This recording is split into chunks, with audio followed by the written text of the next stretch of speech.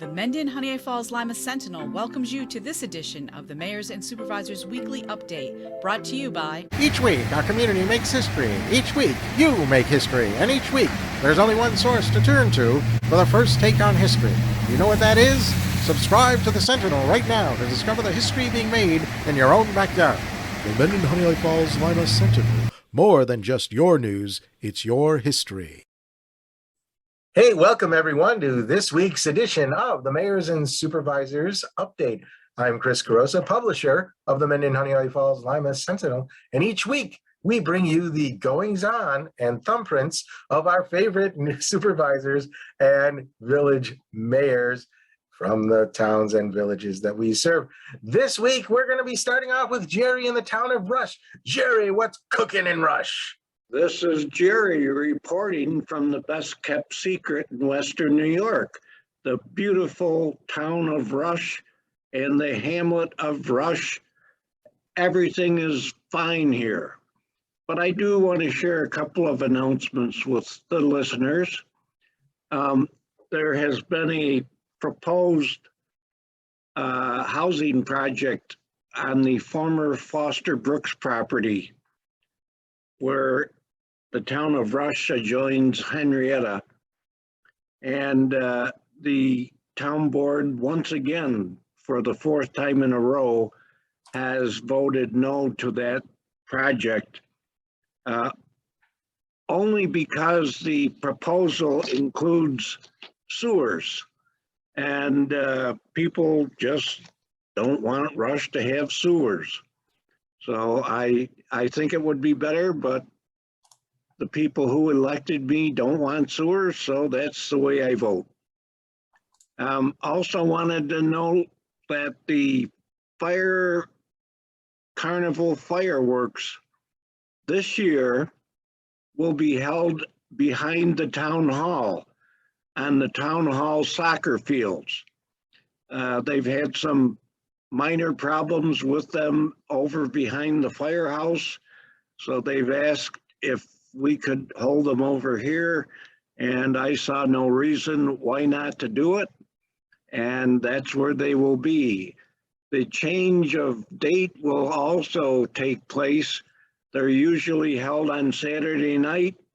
This year they're going to be held on Thursday night, and that will be at a date in August that I'll announce at a later broadcast.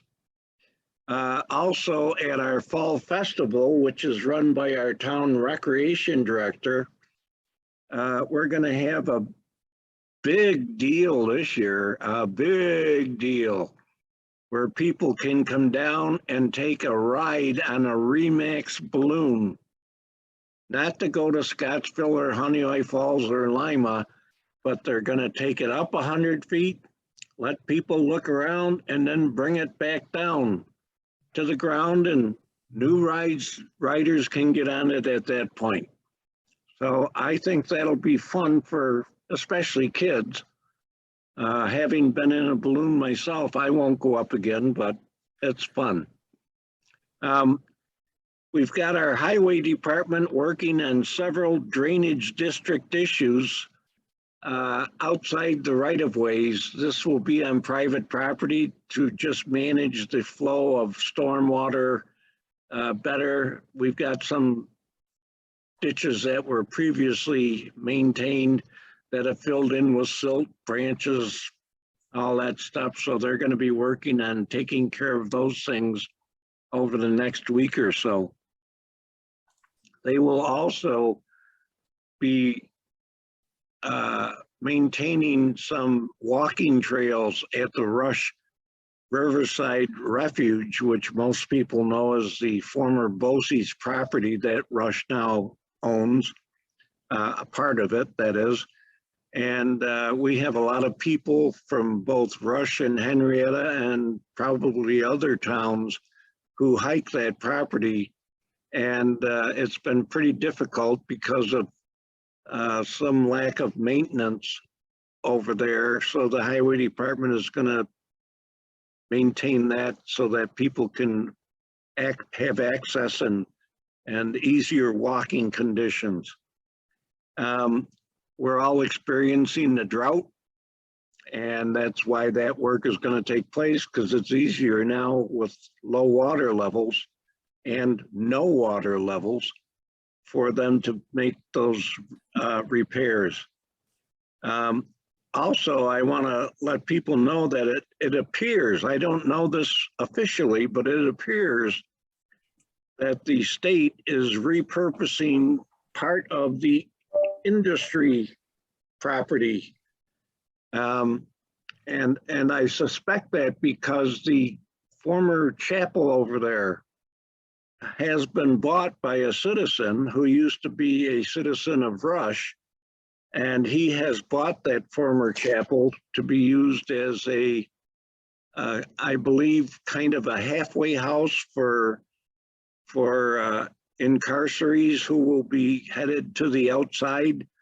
And he's going to conduct counseling and education and et cetera to help those people get back into society.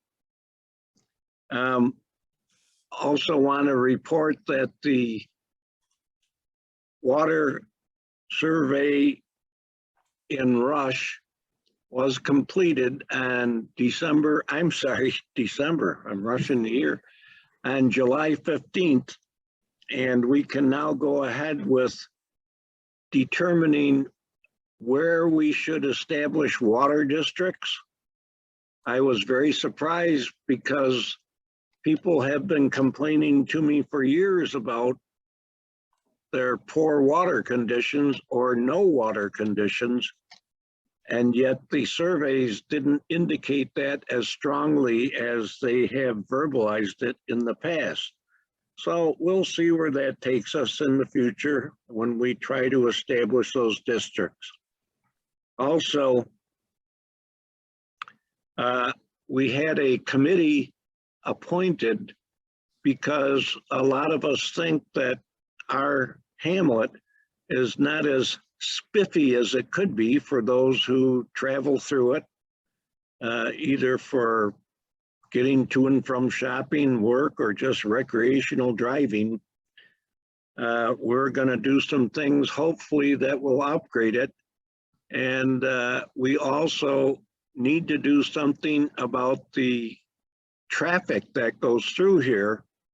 Some of you have heard me report before that we had the Sheriff's Department post one of those mobile signs out that gives speed mile per hour. And we had a couple going through more than 70 miles an hour, which I don't understand, but that's what the machine said. We've got most going through at 40, 45 miles an hour, and we need to control some of that and try to ratchet it back, because we do have little kids who often try to cross the street in the hamlet. And we do have a lot of walkers trying to cross the streets in the hamlet. So whatever we can do and get aid from the state to help us with that, we want to do. And with that, I'll stop. A cold stop it is. Thanks, Jerry. Mike, what's going on in Lima? Well, Chris, we have kicked off the energy performance contract with Siemens Corporation.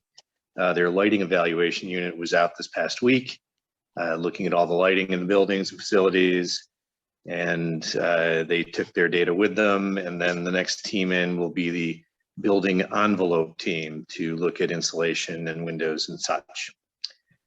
At the Livingston County Board of Supervisors, a proclamation was signed last week proclaiming July 17th through 23rd as New York State Pretrial, Probation, and Parole Supervision Week. Livingston County has also agreed to work with a nonprofit team out of Cattaraugus County on a program to do mobile home replacement. Replacement would be for the older mobile homes that are in disrepair, that are on private property, not in the mobile home parks, but private property. Funding through the New York State Office of Community Renewal is going to be applied for to make this program run. Cattaraugus County has already had some great success with this. The Livingston County Water and Sewer Authority is working on a shared services grant for a vacuum truck. The vacuum truck would be a county-wide asset to be there in times when one of the municipal water supplies needs some quick excavating to help with the sewer systems, et cetera. And this past Wednesday, New York State Senator George Borrello presented Livingston County Veteran Services Director Jason Skinner with membership in the New York State Veterans Hall of Fame. Director Skinner has been instrumental in getting Dwyer funds spread out to every county in New York State and has really championed veterans causes. So it was good to see him recognized for that. Along with those things, we've all been watching the burn pit registry, burn pit legislation at the federal level. As someone who has watched this from the beginning, it started off with two very different bills, went through a very good reconciliation process and came down to something that is inclusive of all veterans from Vietnam forward. And it includes 9/11 folks and all that. If you are somebody who is a veteran, you really should consider getting the burn pit registry physical from the Veterans Administration. It will not take much of your time. Most of it is a bunch of questions by a trained doctor who is looking for very specific items.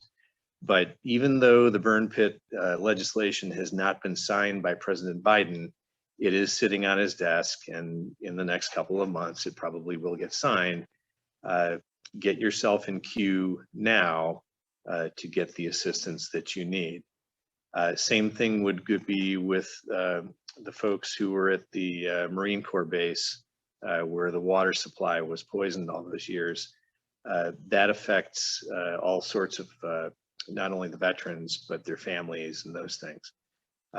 Do not hesitate to contact the Veterans Administration or your county Veteran Services office. And that's all I've got, Chris. All right, thanks, Mike. Up next, Rick Milne, Mayor of Honeoye Falls, also Monroe County Legislature. Got news on any of those first, Rick? No, not really, Chris. No, I'm actually traveling this weekend. I'm actually calling in from the metropolis of Hazleton, Pennsylvania. So bear with me if you lose me, but I'll do my best to get through this quickly. The Village of Honeoye Falls continues to work at summer hours on our DPW highway group is active with normal summer tasks of general cleanup, mowing and trimming. And like our personal properties, we need to watch that lack of rain to determine if mowing is necessary or not, or simply is it cleaning up and knocking down those weeds, which they seem to always grow. We could certainly use a few rainstorms, though, that's for sure. Our summer concert series, Good Vibes Flowing, has started off with a great 4 weeks. We've had some fantastic bands, and we've got some really good bands coming in for the remaining summer Tuesday night concerts. Special thanks to Main Street Cafe and Desiatos for providing great food, and our incredible sponsors for the support of the series. The Village is working on a summer newsletter that will be mailed out to all of our residents and business owners. We expect that to go out in August sometime. This newsletter normally has updates from all of our various departments, and that will certainly be the case with some additional information on projects, etc. Speaking of projects, we've had some contacts as of late regarding the log jam behind the old covered bridge embankment above the falls. We actually have a quote coming in to remove those logs. That's not an easy project.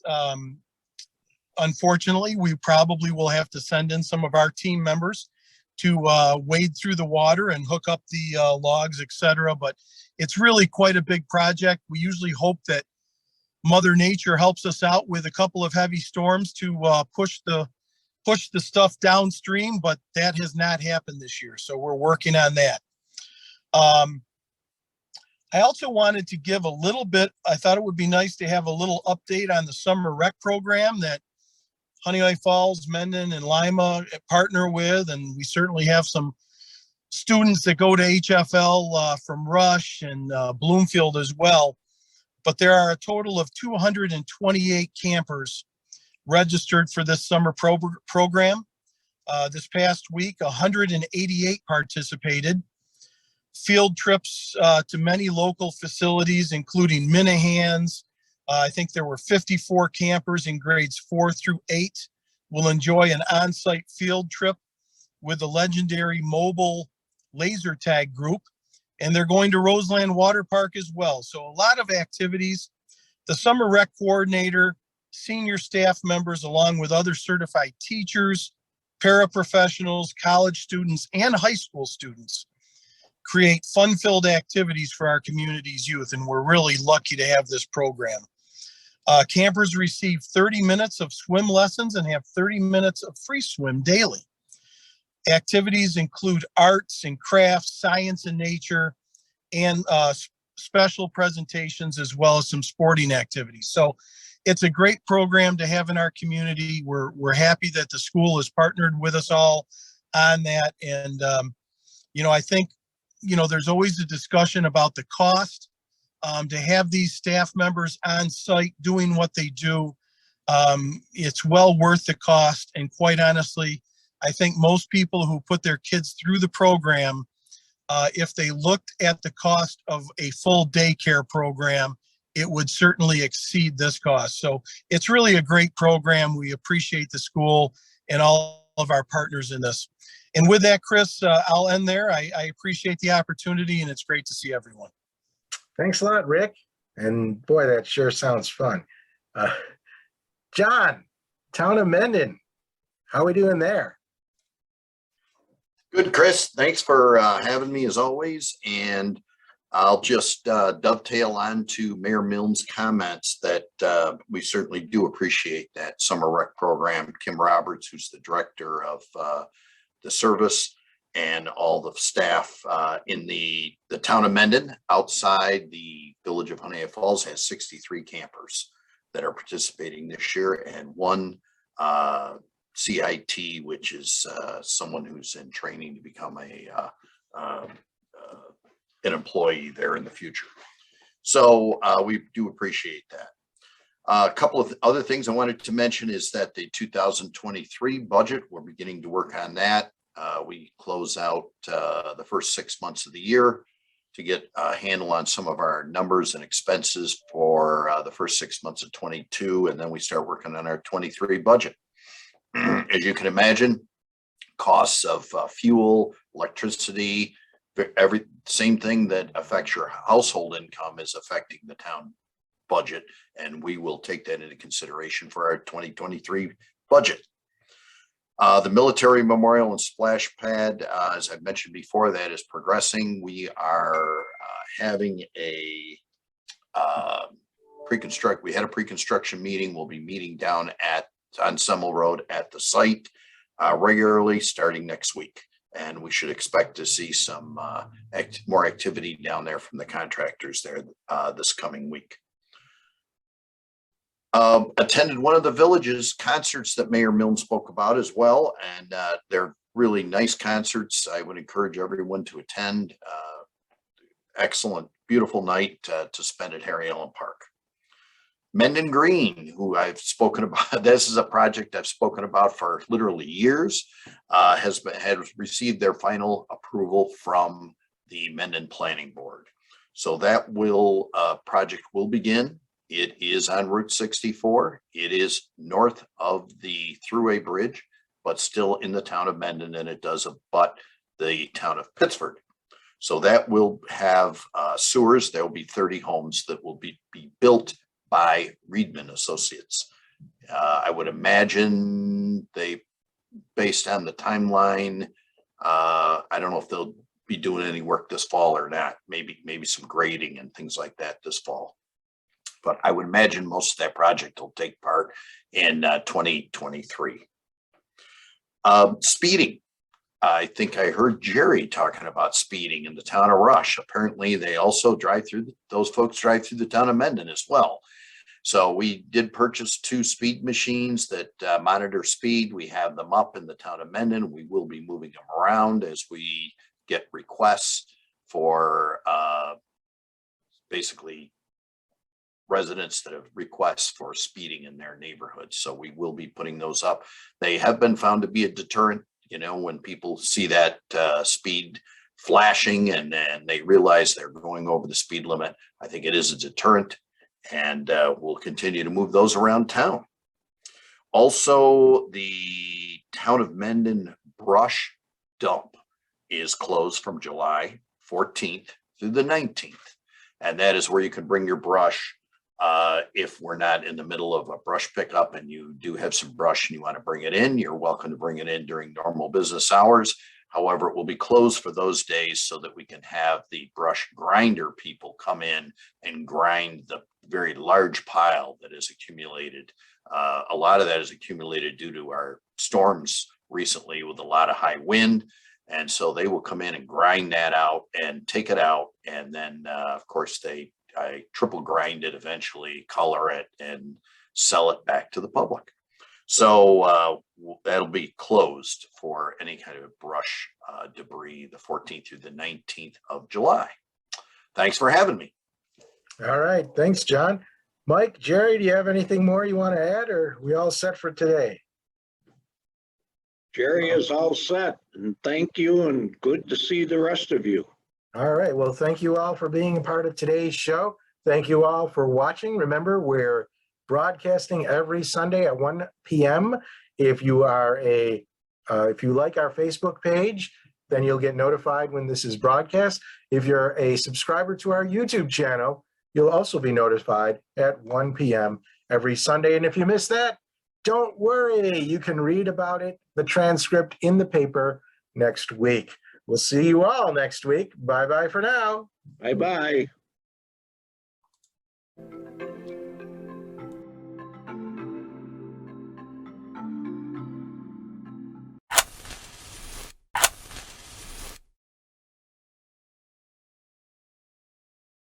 Imagine yourself communicating with a difference. Pan-Dimensional Solutions helps you do this. Whether live spectator events, taped broadcasts, or real-time audience-engaging programs, you can benefit immediately from the tools Pan-Dimensional Solutions will share with you. Do you want to make a difference? Contact us at pandimensional.com.